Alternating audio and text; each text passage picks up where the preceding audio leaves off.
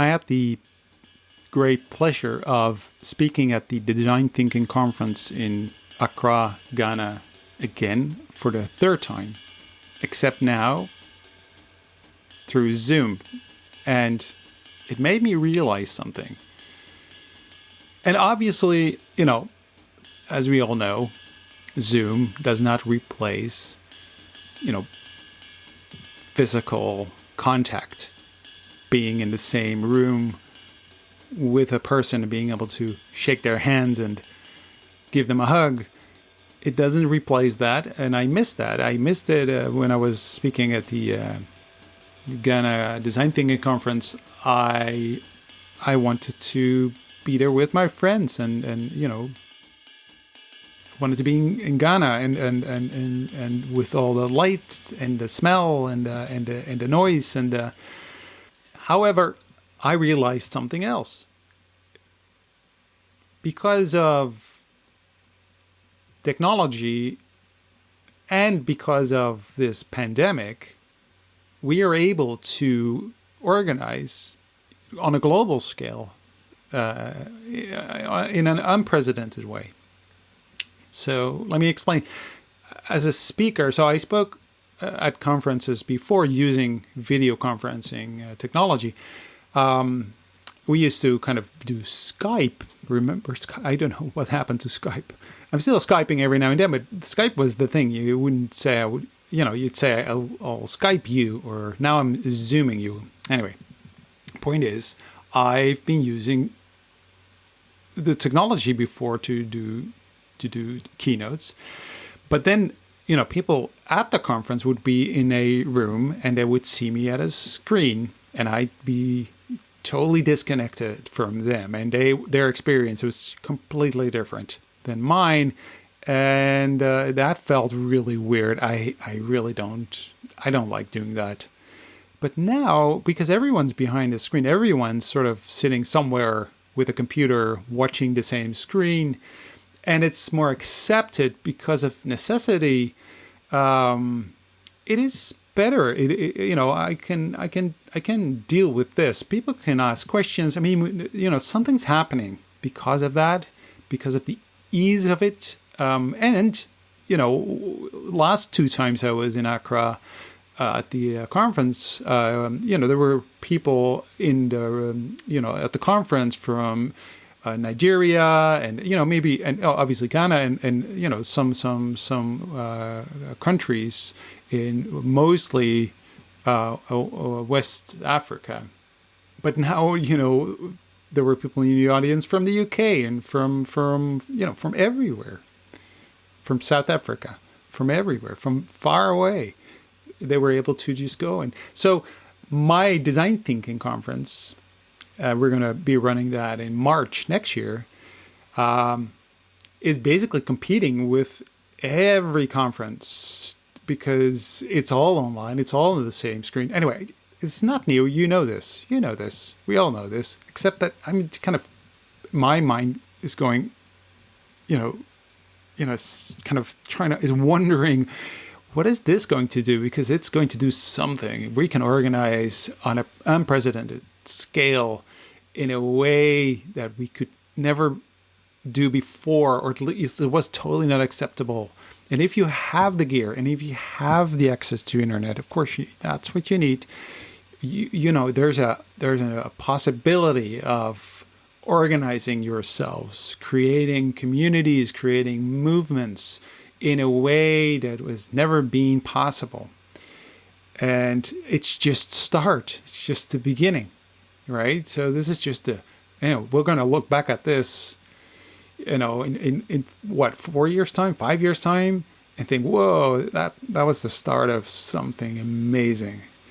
Anyway, that's what I think. And all right, so just wanted to share that with you. On the show today at the Creative Leadership Podcast, I'm speaking to Mónica Muñoz Mora, and I'm speaking to her about things like work-life balance, leadership, obviously, also the automation and the future of work. And I talked to her about growing up and studying in Mexico, where she's from, and then moving to Europe and ending up in Luxembourg, and what that's like, what the differences are between the different cultures. I think that's very enlightening. I had a great time talking to Monica. So here we go. Enjoy. I'm definitely an improver. I'm always looking for things to be improved, to do better, to do faster. So that's the main thing. And I love learning. So anything that can give me the opportunity to learn something, I will just jump in. So that's me. I learn, I improve. Yeah. And I try to make things faster and better, definitely. Okay. And I am very sociable. So I need that interaction with people. I'm not just like, I'm going to fix this table. I need people around to see it and enjoy it. So that's me. That would scare me, by the way, if that would be your introduction. Like I would like, oh, so, oh God. What do you mean? Need to be faster and better. And like, how are you going to do that? Yes, but it does scare some people, to be honest. It can be, no, it is true. It is intimidating, for some people. It's like, okay, just slow down, or just someone who was working with me at the time is like, are you ever going to be happy? And I said to her, but I'm always happy. I just need things to feel like improving, or like on the path of becoming better. That's all I need. So whether it's myself, whether it's how I am, I don't know, managing my agenda, or how the people who report to me do things. I need to have that feeling of we are going to a better place, that hope, and it can be indeed intimidating. Yeah, I can imagine. It's useful for some others, though. Yeah, sure. But where do you know? Is that something you've always had? Is that something where does that come from? I think it comes from my upbringing in Mexico. Because you were talking before about finding the space and the time to be you, to be mindful. I think that's something I developed here very lately. But I come from a culture where you need to deliver in order to succeed, in order to, I wouldn't say survive, because I wasn't on the survival mode. But I think if you want to be successful in a country where there's so much competition, there's so many people doing and learning and achieving things, you really need to be better every day in order to, yeah. And that's Mexico. You're talking about growing up in Mexico. Exactly. And so, because obviously, where did you live in Mexico? Where did you grow up? Very close to Mexico City. Okay, so that's a lot of people to compete. It's a lot of people. So I think that's where it comes from. I think that's the origin of this feeling, of this need of me to always try to do better, more, faster. Yeah, but as a child, is that something you were aware of? No, I wasn't. But I think also in my family, they kind of gave me standards to live up to. What kind of family did you come from? Dysfunctional one, but run by yeah. Like all of us, really. Many people have had that opportunity. So, but what does that mean? What does it mean to you? I grew up with my mom only, who I can describe as a feminist Buddhist lady, ahead of her time, definitely. For someone in Mexico, she raised us in a way that you would have expected today in Europe, for example. If the communication was very open, there was no Santa Claus and no kind of fake stories at all. Oh, really? No, it's no Santa Claus. Really? Like, no, there's no such thing. as Santa Claus? They do have it in Mexico, but for Yeah. my mom, that just was not an option. This is the way things works, and that's it. And for us, we always knew that all the kids believed in that, and I don't know if she briefed us or something, but we always knew to respect that. Not to say, you know what, you don't know the truth. I know it, and so she raised us to be, fully aware of what was the reality also, and very open communication. I think when we became teenagers, she kind of had a shock because she was like, "Oh my God, what did I do?" Because we were just very open. We didn't have any barriers with her, so we will ask her any kind of questions that crossed our minds. And when it comes to me, she always assumed that I will just be successful. So she was like, "Of course you can do it. This is easy for Monica. There's something difficult, well, you do it." Ah, really? So those two things made it, for me very... Why? Do you know why she felt that you were going to be successful anyway? I don't know. I think that has always because I always think about these things, and I realized that everyone I came across in my life has always assumed I can do it. And then for some reason, I just said, well, if they think I can, then probably I can't. And I just do it. I go for it at the end. In the end, it works out. But yes, I think that's, I don't know. And you have brothers, sisters? I have 2 sisters, 1 brother. Okay. And are they all like you, or are they? Are they very different? We're all very different. We have very strong characters, and we have absolutely no fear. Right. Which we're not raised that way. But they're very different, I think. Yes, completely different. Their needs are different. So. Okay, so you're living in Mexico, close to Mexico City. So there's a lot of people there. How is that?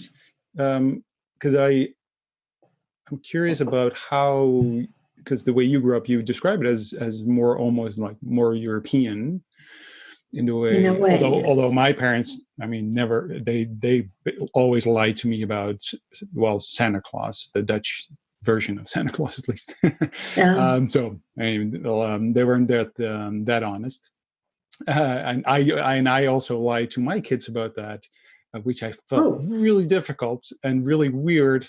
And because when your kids find out, because it's, I don't know, it's part of this romantic idea of a fairy world of fairy tales, and slowly you kind of have to tell your kids, like, no, that's not really true, which I always struggle with. And so a little anecdote by my son finding out was that he was at school, and there was a kid a little older than he was, and she said, when they talked about Saint Nicholas, if we have a slight difference, she said, your parents put they put the presents in your shoe, right? And he said, what? So he came home and he said, Mommy, Daddy, all right, do you buy the presents for Santa Claus? And we're like, we're like, of course you can't lie. Then he's like, and his heart was broken. So why people do that, I don't get it. Why people do exactly need to go all that way to the lie and then confess. Yeah, I told myself, so you're right, and I also, because it's just part of this kind of concepts that you kind of this construct that that's how you do things. I struggled with it. I still do, but I told myself, like, oh, how do I make this useful as a learning moment? And the only way I could actually turn this into a learning moment for my kids is, like, I told them, well, just make sure that every time anyone tells you something, think about, is this really true? Question. Because you remember you believed in Santa Claus. I can tell my daughter now, remember that. If you're on YouTube and Instagram and all the stuff that you're being bombarded with, think about that moment. Be critical and ask questions. Yeah. It is not a. It's still. Well, you kind of fell on your feet back again. Yeah, I hope so. But anyway, but back to your story, because you came from a family with a mother who said none of that. I'm going to tell you how it is. Very straightforward, very direct. You call that, maybe very different than a typical Mexican upbringing. Completely different, even for today. What's a typical Mexican upbringing? Well, they do believe in babies being brought by this bird, and they believe in Santa Claus, and But is that the only difference? Is it also about being that kind of direct and no? And the hierarchy in Mexico is just very important. Okay. You're very it's not that we didn't respect my mom, but we didn't grow up with this reverence towards authority. Right. I think she gave us the opportunity to be ourselves and our own persons, not just kids. Right. Okay. So we were ourselves from the beginning. There was a lot of respect. There was no, manipulation, or you move because you're little, or I don't hear you. She was always very open to our opinions, and she treasured everything we did for her, the drawing. So she always shows us this, made us feel important. Right. I think it's in many families, even today, that's not the case. Right. Kids are just something you do because that's what you do. She sounds like an awesome mother. She is. I'm always surprised, when I think about it, because she was by herself, 4 kids, working like mad. Right. And still have time to be supportive and very positive mother, and also to instill in us this need to to succeed, to do better, and always this great respect for nature and people. That's crazy, for the time and for the culture. Because she was a Buddhist feminist. But she's not a Buddhist, like in a way that I'm a Buddhist. I go to the to pray, but on her the way she functions and the way she interacts with everything around her is really Buddhist. Right. It's more about everything's connected. Everything is connected, and we need to respect life in this planet, and you are to respect every single person for just because they are here, not because what they do, where they come from, or what what kind of upbringing they have. Right. So no, I didn't mean Buddhist, officially Buddhist or anything like that. No, okay. Is that something you took with you as well? Is that something that has influenced? I think so. Yeah, definitely. I pass it to my kids. It's like, okay, they want to kill an ant, and I'm like, no, look, let's look at how this little animal, fits into the bigger picture. So yeah. Right. Okay. So did you know as a kid what you were going to become, or did you have like a clear idea on what to study and what schools to do? And not at all. I think when I went to university, I joined the university I went to because I heard someone that was the toughest place to get into in Mexico. So I said, okay, it's tough. I'll go for it. And so that's how you chose your school. You said, which one is the toughest to get into? No, I just heard about it. I didn't really go, at that time, I think the internet was not really that popular. So I didn't go Google, which one is the hardest university to go to in Mexico? It's just someone said it in a meeting, in my mom's friend circle. And then I said, okay, well, sounds interesting. I'll try. I'll give it a go. Okay. Where was that university? Universidad Autónoma Chapingo. That's a university that's very close to Mexico City as well, but on the other side of Mexico City. Okay, so you had to move. Was that when you left home? Yes, I was 15 at the time. 15? That's very young. It is because I did the high school there and then my degree. Ah, right. So 15. Yeah, because my daughter's 14, so my mind went like, no, that's too young. No. No. She's a baby. And I was a baby. No, I was a baby, to be honest. It was really, really difficult. Yes, I missed my mom, my brothers and sisters. So it was very, very difficult. So how did you cope? I did a lot of crying. That helps. Mm-hmm. Yeah, sure. Oh, really? And they went to see me very often. I went back home also very often. Because how far is that? Because Mexico City is so big. So how much traveling did you have to do to go at home or to between 3 and 4 hours? Right. It depends on the traffic. Right. Yeah. Right. So you had to So that basically, if I connect that to the Netherlands, that would be the other side of the country, basically. Yes. So for me, that's like, whoa, that's 3 hours. But in Mexico, that's like common, I guess. It is not that far, but if you think that you have to cross Mexico City, yeah, right. That's a lot. It's not like the safest place on earth either. So right. When you decide to cross, it's like, okay, you need to have a reason. It's not, you don't go there, it's just to. Yeah. Was that something you felt because when you were 15?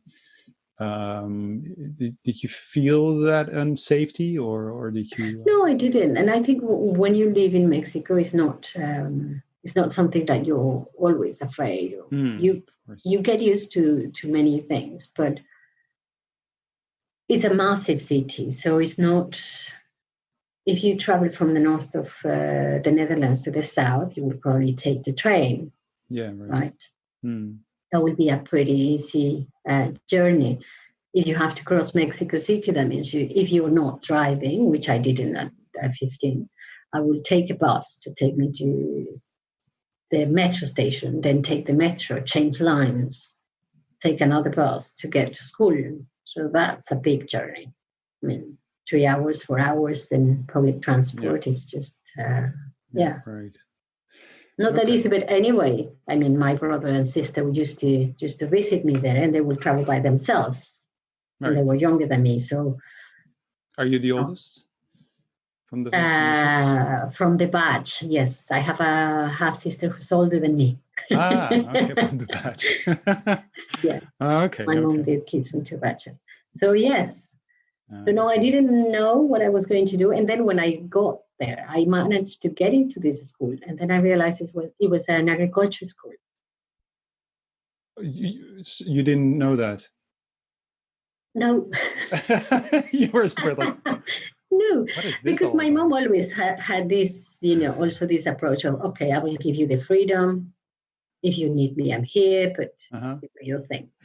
So she supported me. I said, okay, I need to have a private tuition for, private tuition, do you say that? Like a teacher to help me pass exam. Yeah. She said, okay, that's fine. So I went to these math classes before passing the test. Right. Then I passed the test. She took me there to sign up. And then when I started the lessons, I was like, oops, okay. Thank God it's a massive university. So they had different things. And I was attracted by 2 things. I don't know. I think I was really interested in biology. And in agriculture, you have a lot of biology and a lot of science. That was fantastic. But then when it came the point to choose what I wanted to do, I thought, okay, how do I want to live? What kind of life do I want to have? And I didn't want to be that much on the field, and I didn't want to be in a lab either. So then I did international business on the same school. With a particular focus on the agricultural things. Sure. But I did international business, so that was the best fit. Right. Okay. So because they offered that too. So. Yes. Yeah. Okay. And so you focused on international business. You graduated. I assume. Yeah. And then I did. and then what happened? Then what happened? Well, I did a specialization in marketing in France, and then I met the person who's now my husband, and then I started to travel back and forward from Europe and Mexico. He's French. Because he's French. Sorry, because I missed that part. You studied in France? I studied in France, but that was part of my degree in Mexico. I did a specialization in marketing in France. Right, in France. So right. I did that specialization. Then I went back. I worked a little bit in Mexico. Then I went right after the specialization, I think I worked in Paris in advertising. Then went back to Mexico, where I work in PR, communications, and then back to the UK. In the UK, I started in sales, and then I decided to stay in sales, and I've been doing sales for many, many years. Right, and in the meantime, you met your husband. Yes. And you met him, and he's French. So you met him in. Where did you meet him? In Paris when you were working there? No, in Mexico, actually. Oh, you. In Mexico. My university used to have maybe they still do, I don't know, agreements for exchanges. Right. I think you call it Erasmus. Yeah. Yeah, so he went to Mexico, and then I met him there. And then I took a year off to go to France to learn French with the French boyfriend. Right. And then that's it. I mean, I've been in Europe in one chunk, like the last bit, for 10, 12, 13 years already. Because before it used to be 2 years and 2 years, I will do 2 years in Europe, 2 years in Mexico, and then the last bit. And now you're living in Luxembourg. In Luxembourg, yes. And how is life in? Well, in my mind, and we talked about this earlier, but being in Mexico, specifically close to Mexico City, and then now living in Luxembourg, that must be such a huge difference. That must be such an amazing. It is, but it's been gradual. I think if I had been, I have traveled from Mexico City to Luxembourg, right, I would have felt really lonely. But I did Mexico City, then France, which is not so. It is different because it's a lot more rigid in terms of rules. But people are still very, very close to each other. Then I went to the UK. That was a big cultural shock at the beginning because, you're not allowed to enter this space, individual space of people. You're not allowed to get too close to them. You cannot hug or kiss or even shake hands. That was a big shock. Yeah. Because the first year in the UK, I felt really lonely. I was like, I'm missing someone to just pat me on the back or shake my hand or give me a hug. In Mexico, you do that all the time. It's just normal. In the UK, it's not accepted. It's just not. You cannot do that. So that was a big cultural shock. But then I got to like it very much. And I felt like, okay, it's actually very nice to have this space and know that no one is going to enter it. I liked it. And I think the fact that I did such a jump from the big huggers in Mexico to give me my place in the UK gave me all that flexibility. So I can do anything in between. I can adapt very quickly now. And I feel comfortable with the big hugs and with the space for people. So yeah, it was a big shock, but now I like it. I like it. I don't mind. In Luxembourg, I mean, it's in between. It's a very civilized country. Everything works. The way they handle the pandemic has been amazing. They communicate a lot, with people. You're not like guessing or what's going to happen now, what's going on. The communication has been impressive. And everything works. I live very close to the forest. The other day I was thinking, it's getting very bushy, It's not. I normally run in the mornings, sometimes really early, and I was like, it's just too much. The next day, they were with machines. I didn't call anyone, but they were cleaning the path. So they send very often people to clean the paths in the forest, which in Mexico just does.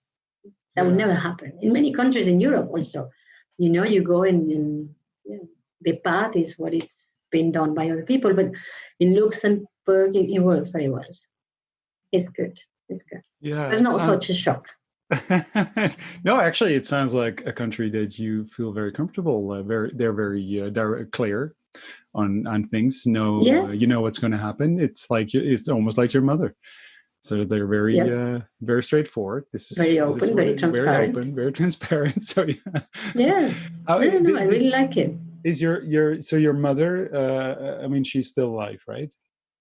Yeah, she is very young. She's she's 63. Okay. No, 7.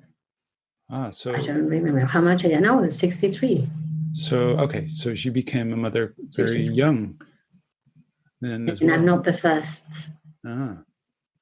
Right. So I'm kind of almost I'm afraid to kind of go into that area because I hear batches of children and more, and there's No, you can ask me. I don't mind. If you're curious, you can ask me. Well, I am, because I am curious, obviously, because it's an interesting story about how you have developed your character, and your mother has been, as I can at least understand now, has played a significant role in how you have developed in your character, and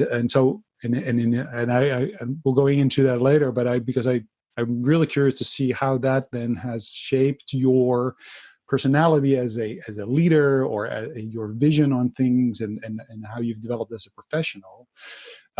Maybe linking a little bit back to where you started, when you said, I'm someone who wants to improve everything all the time, and I want to do things faster and better, and et cetera, et cetera. But at the same time, there's a background with a family that you said is totally dysfunctional. And a single mom is dysfunctional enough, I think. Exactly. So of course, but it's also amazing that she was able to do this while working. But what about your father? What happened to your father? What happened to him? Well, he died since, but they divorced at some point when I was 8, I think. Right. So so they were divorced before he died, he passed away. Yes, but in Mexico, in many families, it's not like in Europe that you stay in contact, etc. So once divorce is there, you normally choose. So they choose for you who's going to take care of the kids, and normally you see very little the other parent, if you know. Okay, right. So no parent in the picture. Not at all. How old were you when he... I was 8, I think, when they divorced. Yeah. Do you remember that all of a sudden your father was gone? Is that something you remember? Yes, I remember very well. Yeah, because again, the communication was very open. We knew what was happening, and that was it. Yeah, and then he left, and you didn't see. But you have a half sister, you said. A half sister who lives with us. Well, who lived with us at the time. Who always lived with us because she was a half sister from my mom, and I stayed with my mom. So. And but she's older than you are. Yes. I'm trying to do the math here. Okay. So your half sister was born before your mother was with your father. Exactly. Yes. Okay. Makes sense. Yeah. No. Otherwise, it would have been complete. Then it would have been very difficult. Right. Okay. Mm-hmm. And so the father of your half sister is also someone who's in the background, but not part of the family, right? At all. Mm. Okay. And what about grandparents? And only one, because obviously once you choose a parent, you choose the side. Also the You grandparents. don't stay in contact with the family of the other parent. So I had only my granny, who was my definite role model forever, always. Really? So also the other grandparents, because you were the grandchildren That's it. of. Really? No. Wow. I don't know how common it is. I have the feeling it is very common in Mexico. It might be just my biased opinion because that's the way I had a childhood. But I think I think it's common. Yeah. Okay. So. Yeah. Well, Well, I mean, if there's, I mean, were there like big fights? Was there like, or was it just? I mean, were they? No. Right. So because usually it's common in a way that when there's like, big fights in a family and people start hating each other, and then it's like, I never want to see you again. But if that's not really there, like then usually like grandparents, because grandparents are your grandparents. No. But it's. I mean, they're divorced for a reason, obviously, of course. Yes. Sure. But no. So I lived only with my mother's family, and my granny was definitely very important for me. Definitely. Why? Because you say like definitely there's why was she important? Yeah, because she's she used to be, because she died. She passed away some time ago. She was very strong in every possible way, but very sweet. I think we had a very special bond, and we understood each other very well. So that's I don't know. Why was she strong? What was strong about her? She just gave this feeling, if you were with her, you were safe always. Right. Yeah. Oh, that's nice. So. Okay. So now you live in Luxembourg. Now I live in Luxembourg. With your French husband. Yes. Yeah, okay. Just checking. Yes. Still with that one. I try not to be as dysfunctional as my mom. And children. And children, two. Yeah. Two, boy, girl. Two girls. 2.5 and 4.5. Okay. So very opinionated, very free. Are you telling them about Santa Claus, or like you're? Not at all. No, but they know about Santa Claus. They know, and we read about how the story was created, what are the origins of Santa Claus, and they still receive presents for Christmas, and they receive presents on the 5th of January, which is the Magic Kings. In Mexico we live that we don't believe, but these 3 kings came to visit Jesus when he was born. Right. Okay. And they brought presents to him. The 3 kings. So, and we celebrate that more than Santa Claus, but for my daughters, they receive presents for Christmas, and also Los Reyes Magos in Spanish. But they know the stories. It's a story, and this is what people want to believe, and it's fantastic. Let's celebrate. Yeah. But no lie. Yeah, no lies. No lies. No lies about anything. Yeah, that's actually pretty cool. I'm not sure how they celebrate in Luxembourg, actually. If they do, if they have. To be honest, I'm not really involved in the life of the locals. Yes, I don't know many. I think it's a very cosmopolitan place. Lots of people come here to work. And no, I'm not really involved. Every time that I have some spare time before the COVID, I would just go back to Brussels, where I had my friends. And right. Because you lived in Brussels. For how long did you live in Brussels? 10 years. Oh, 10 years. Right. So, okay. Yes. Right. So that's it. Yeah, that's also an interesting city. Very confused city. That's why it's very exciting, I think, because it's so many. I don't know, such a diverse and international city, but also very, in a way, typically Belgian, because it's so confused in the language and in what they're part of, and they have their own little government, and they are It's but they're also the capital of Europe in a way, and which is also weird. They're there. I don't have the same opinion as you. I loved it, to be honest. I lived there for 10 years, and I think there's something really good about this diversity they have. I think they're also very flexible people. They find solutions. They are very friendly, very open. Yes, it's a bit complicated politically and culturally. I think, some Belgians tell me, even I don't understand sometimes, But to live there is really fantastic, because you can have it all, but also live very close to the city and then live in your little, kind of village and enjoy everything. I think you can have it all without having the big distances or big complications. And a very innovative country. I mean, in terms of companies there is innovative. They have a lot of biotech companies innovating. They're very dynamic. I like it. I really enjoyed it. It's but I think I'm naturally very open to other cultures as well. I'm not so fixed on my Mexico and this is the way it's supposed to be. Or not. I don't have an ideal country where I say, yes, Japan. I love Japan. Really? Yes. But yes, I think I'm very open, very curious naturally. So I think you can decide to be happy wherever you are. You can also decide to be very miserable and complain about these things. This doesn't work. This is not like it used to be in my home country, or this should be done this way. I don't have that.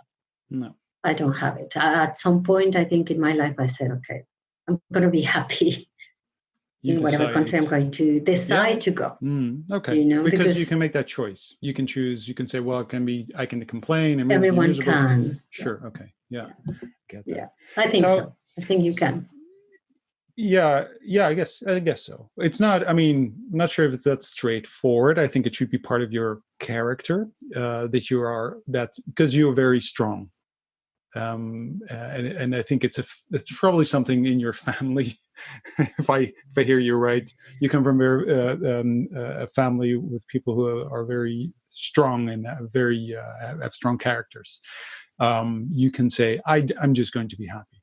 I think a lot of people will say, well, I can't just choose to be because I don't feel that way. How can you just choose to? But I'm with you. I think there's a choice you can make. You can walk different paths, and you can. It doesn't mean you don't have to fight for it, but you can choose to say, I'm not going to complain. I'm going to look at the positive side of things, and I'm going to be okay. So how all this kind of translate in you as a professional? When you as a professional do your work with your clients, with your colleagues, with the people around you, how does that manifest itself in your work? So being straightforward, being clear, being all those things that with that you from your family, from your mother, from all the influences that you had from traveling, from being curious. How does it work for you as a professional? Well, the thing is, I'm the same person, at work. So that means at work, every time I have to do something, I look for things to do it better, to do it faster, to do it in a way that makes more sense, even if sometimes it's just not that straightforward to put in place. But in when it comes to teams, for example, I try to be very transparent about what's going on and I try to give people the bigger picture that many people don't have access to in general. So yes, I apply it exactly in the same way as I do in my life outside of work. You don't have. I totally agree with you that there should not be a difference between who you are as a person and who you are as a professional. But I think there is a kind of this idea that you have your private life and you have your professional life, and these are two different worlds. But is that something that you feel? But because if I hear you say, I'm just me, I'm just myself. But a lot of people might not feel secure enough to be themselves. I understand it, and it's difficult, especially because in Europe there is this culture of, separating. Right. In Europe, it's very possible to do it because the working days are very short. So you go to the office, you just drink coffee with someone. You can do it. I think in Mexico, the work day is very long. So you have, I think, 2 hours more in the office. Right. So that means you really need to find a way to make friends at work and have a life in the office. Okay. At work, I need to have a very close connection with the people I work with. I cannot just, hi, I'm going to do my thing. I need to develop personally. I need to have that bond with people. So it's not easy. For some people, it's really difficult, because they feel a bit threatened, I suppose, or invaded by my invitations for drinks or my invitations to have dinner with my family. Right, yeah. But I always do it. You can always say, no, thank you, sorry, I have a dentist appointment, and say that 3 times, and then I get the message. But I would always try to build that. Right, so you would invite someone you work with, colleagues, to your family dinner. Absolutely, for me, it's just normal, Right, which is not normal in most European cultures. That's because that's not acceptable. No, I remember I've been invited. Actually, this was someone from India, and I was working with them for this company, and she at one point invited me to dinner with her parents' house, and she wasn't living with her parents because she had her own family. But I went to her parents in Queens, New York, to have, and her mother made dinner, and I was amazed. I loved it, but it was so weird because she's not even she's a client, so yeah. But I really I think you can always say no. Yes, I think if you don't feel comfortable, you can always say no. Sorry. You can be blunt and say, okay, it's not my thing. I don't mix. Mm-hmm. You can always say that.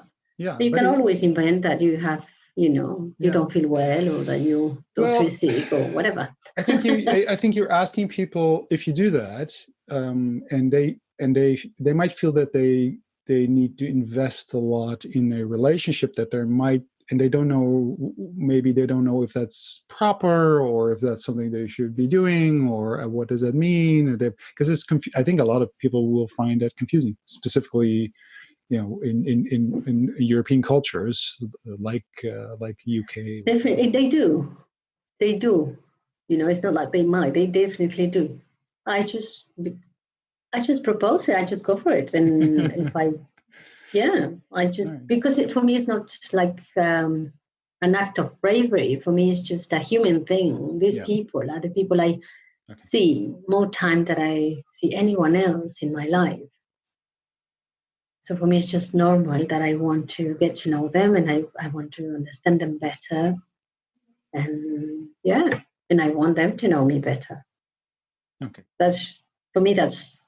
But is that developed because I think it's very you're very clear on this. This is just who I am, and I'm not going to be different when I work with people. That's.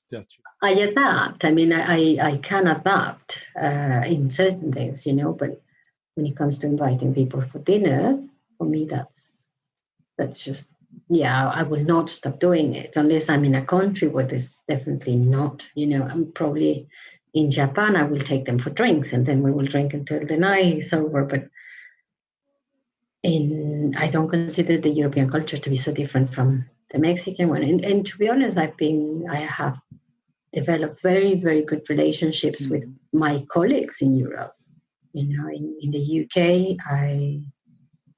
I reported to one of the most amazing ladies I have ever worked with.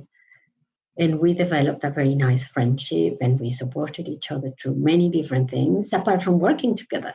Yeah. Do you think there's a need for, so what you're saying is that having these personal relationships with the people you work with, the people you spend so much time with, but in a lot of the companies that's not common.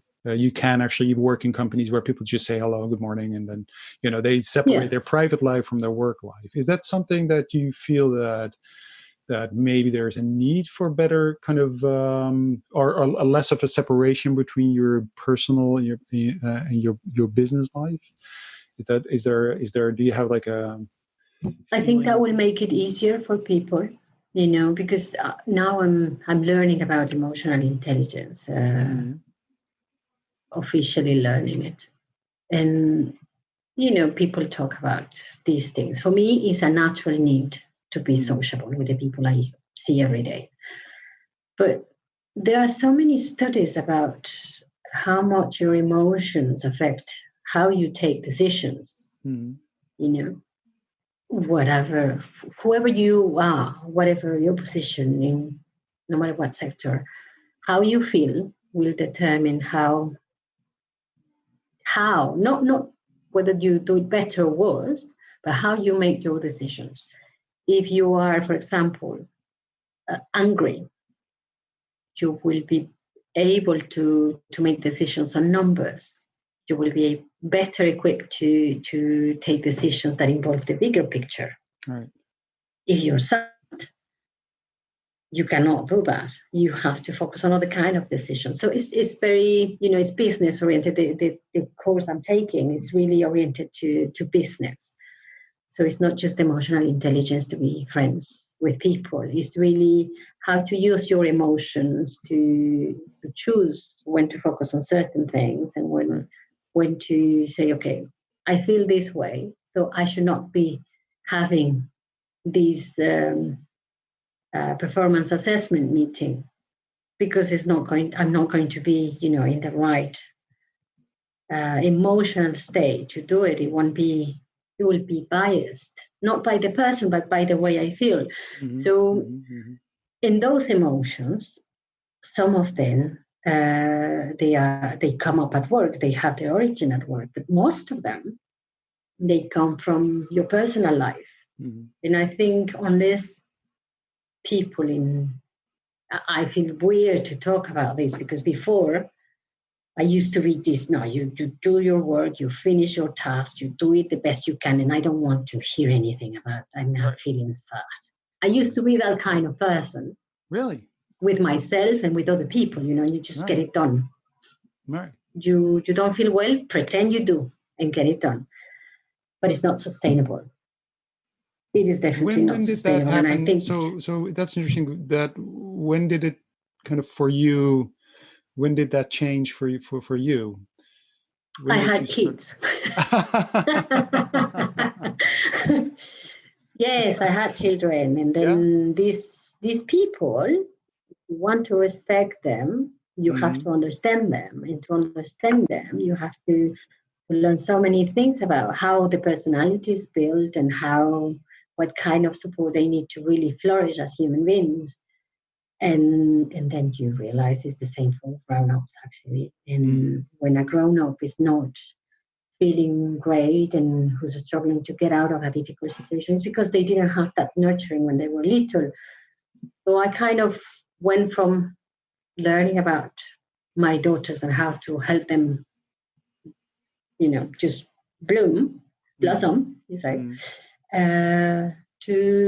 to put it in, and then I started learning about psychology and education, and then that took me to leadership, and then you say it's the same thing. It's people at the end of the day. Yeah. And we all work in the same way. And then I started to realize many things, that I think got me into a definitely better place yes, to perform and to lead other people. Hmm. Yeah, Because being a parent is also a leadership function. it can be a leadership function. It can be a dictatorship, and that can work. That's also kind with of the consequences. Yeah, with the consequences. Well, if you think about your mother as a sort of, if you see her as a leader in that little community, the family, the way, she raised you has consequences, and it has an effect, and it does something to you.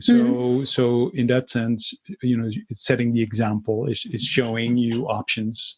It is showing you a way of doing things and giving you the space, or not, depending on the parent, or the kind of parent you are, but creating a safe space for your children to flourish, to bloom, to kind of be the people. I mean, that I connected very straight directly to leadership. I don't think, and to your point, the separation between private and professional, I think it's unnatural. I think I think that's a lie anyway. I don't think you can. I don't think anybody can. Emotions are, they are always deeply personal, and you take them with you to your workspace. You do, and they influence your decision making and the choices that you make. So how do you then, as sort of, what kind of, if you describe yourself as a leader, what kind of leader are you? What kind of leader? I think I really enjoy working with people who see the impact of their work and who are committed and feel empowered to do it and to have the freedom to make the decisions, but also who feel accountable for those decisions. So that's something I try to build around the teams I lead. So that's a deep sense of empowerment and accountability. Mm-hmm. And how do you do that? But you start by teaching people, seeing where they are. Some people need more or less coaching, and then once you feel they're ready, you let them go and flourish. What do you teach them? It depends on the kind of positions they have. With some people, because I have led teams in sales mainly. It's all about the needs of the business, what kind of approach they need to have for them to be able to build a good relationship with customers, to develop a partnership, how to build the research, how to present the products. And is there something that has changed over the years in sales specifically? Is there something, the last decade, the approach to sales, It depends on the sector. I think definitely it depends on what kind of product you're proposing. If you're selling a phone, that's a different approach that if you're selling services that you need to build according to your customer needs. So it depends on the sectors. There are many things that have been made automatic, and I think many things will be more and more automatic in the future, especially when it comes to prospection. And the first stage in the sales process will definitely be automated, I think. But I have mainly specialized in B2B, so that still relies a lot on human contact, face-to-face meetings, and on a consultative approach. So that's which has been really challenged during the pandemic, because that approach cannot be that face-to-face. And right, because you can't visit you cannot see people, in their premises. You cannot just bring the sample. You need to ship the sample to be prepared for the meeting on Zoom. So many things have changed and probably will remain this way. I think many people will not be needed to travel for the first meeting, when you just send the presentation of the company and establish the first contact. You don't need, now that you can do it on Zoom. And do you think, so because of the pandemic, a lot of things have changed for many people, but specifically if you rely on, person-to-person contact in sales. So it's also a human connection. It's building relationships. It's knowing people, knowing what they want, what they need, and helping them. Now, because of this pandemic, we were forced to do things differently, and you were forced to do things differently. What are the things you think that will remain? What are the things that you think that will kind of stay different? What are the things that this pandemic kind of does? Or do you think that in time everything will kind of be back to the way we knew it? Or are there... I hope not. You cannot go through such a crisis and then come back and say, okay, everything is the same. What are you hoping for?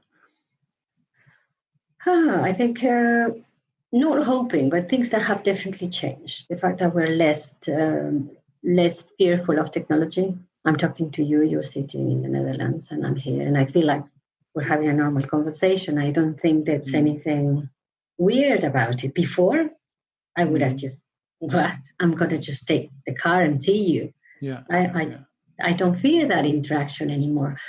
Before, I used to think when people used to say, okay, I'm learning something online, I would be like, but that's ridiculous.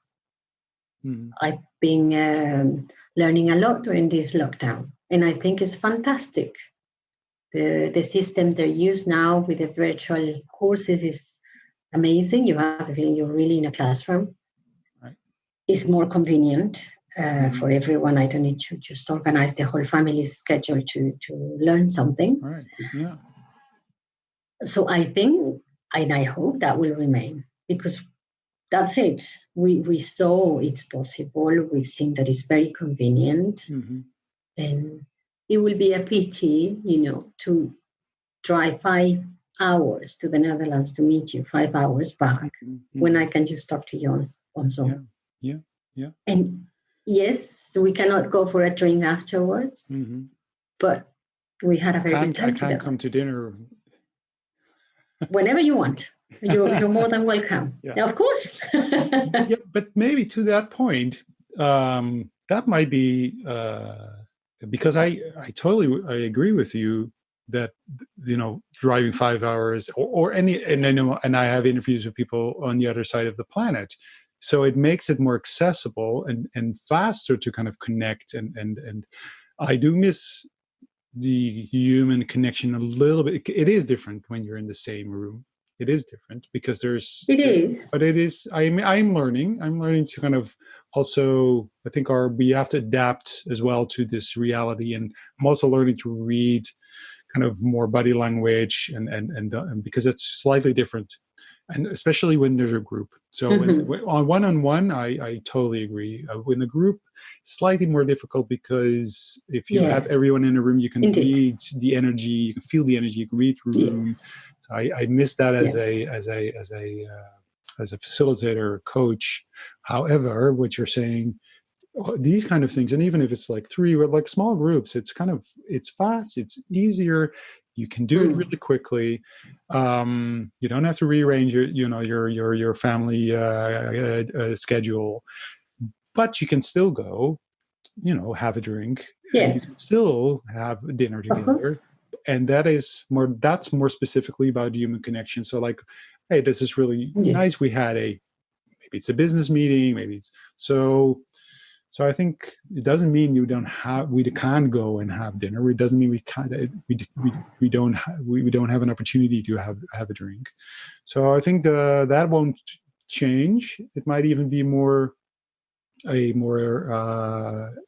even more necessary to have that drink or to have that dinner. I think it's even more. I really, because then you have a totally different environment and a different way of communicating. So I don't know what's going to, but I hope, I agree. I hope that it will stay. I think it has a lot of reasons for it. Yeah. And what about the sales aspect of it? So you're in B2B. I think it is always people, but it is more because if you work with people, in a company, I don't know, in my experience, we sometimes underestimate the human connection. It's when it's B2B, we think, well, then it's business to business, but it's actually a person on the other side having also kind of, Of course. emotions, et cetera, et cetera. So no, but the human connection is very important. But I think sometimes you have more meetings face to face. Well, for some companies you're never meeting enough customers, but I think you can definitely make the face-to-face meetings count more and use, the Zoom meetings just to follow up. You don't need, to take the plane to ask, okay, how did the test go? How can you share your results? That is something you can have even more contact with your customer, because you don't have to wait until you actually have to go to the country and visit customers. Right. So yes, that's when it comes to, on the field sales. And now I specialize on sales strategy. So for me, obviously, there's a lot of thinking. I don't need to travel that much for that. But okay. And what about if you look towards the future for yourself, but also for the business that you're in? What do you see? What do you think is going to change, or what do you want to change, or what does the future look like? Would become linked to the pandemic, you mean? Well, to the pandemic, or all, technology. We're talking about technology. Artificial intelligence is going to have such an influence on the way we do business, but also in our personal lives. But as in all industries, technology is going to have such a big impact. So if you think about the strategy for the future, but also because everything is kind of connected, I totally believe in that as well. That there's not. And it's more and more apparent that all industries are also kind of colliding, if you will. So there's more competition. That there used to be more clear kind of divisions between different industries. You could say, I'm in this industry, that's totally different. I'm in healthcare, and it's totally different than in the automotive industry. And now because of technology, and because of what is changing, I think all of these things are kind of merging and colliding. And so where are you in that kind of in that story? What is your vision? I think many changes are going to change. For me, everything that people think that it's boring in their job, sending this email is boring, pushing this thing into the CRM is boring. All those automatic things will be very quickly done by machines. That's a fact. If you don't like 80% of your job because it's boring and repetitive, your job will not exist in the coming 5-10 years, max, if you're lucky. So I think the paths that you enjoy on your work, whatever it is that you're doing, those are the paths where you should invest now. In my case, I love strategy. That's not something that can be automated so quickly. So that's the part I'm focusing today. I love innovation. That's not going to come up out of a machine. So I think people should focus on those things to make sure they have a bright future, so that their work life looks the way they want it, and so they can do things that they want to do. Because the boring things are normally the things that are just very repetitive, where you don't put anything in, the same, whatever it is that is repetitive on your work, you do it over and over again, and you just lose the motivation. Well, those things, don't worry, someone will come up with an app and they will do it automatic. So that's a fact. And I think people, yes, definitely, I hope that, at some point people will start getting a little bit more aware of how the human mind functions, not only on the academic side, but also on the emotional side. And that they start to wonder how they came to be who they are today, because that's so important. I put a post recently on LinkedIn about this. It's just very difficult once you're focused on your everyday work and handling meetings and agendas and projects and priorities to reflect on things. Normally, you go to school, you finish school, you want to find a job, you start working, you want a promotion, you get the promotion, you start leading a team, and you don't question many things on, how you're making decisions. Why do you want the things you want today? The thing you want today is still valid? Because sometimes you say, okay, I want that job. And you work 5 years to get there. And once you get it, you're like, okay, why did I want it? But you don't even have the time. You just have to jump in and start doing. I think it's, it will be fantastic if people will take the time just to think about the purpose of what they're doing and whether that's actually relevant still. That's it, I think. Wonderful. That's actually very, it's very, very nice advice for people, both to kind of focus on the things that they actually love to do, because that's probably the thing they're going to be more successful in. It kind of makes sense, but it's something people often kind of just don't realize. And linking that to probably the thing that you don't like will be automated anyway. Which is and quickly. And quick, I totally agree. And do reflect on why you do things. So that's really nice. And so I also really want to thank you for spending the time reflecting with me. That was really very nice listening to your story. I enjoyed that very much.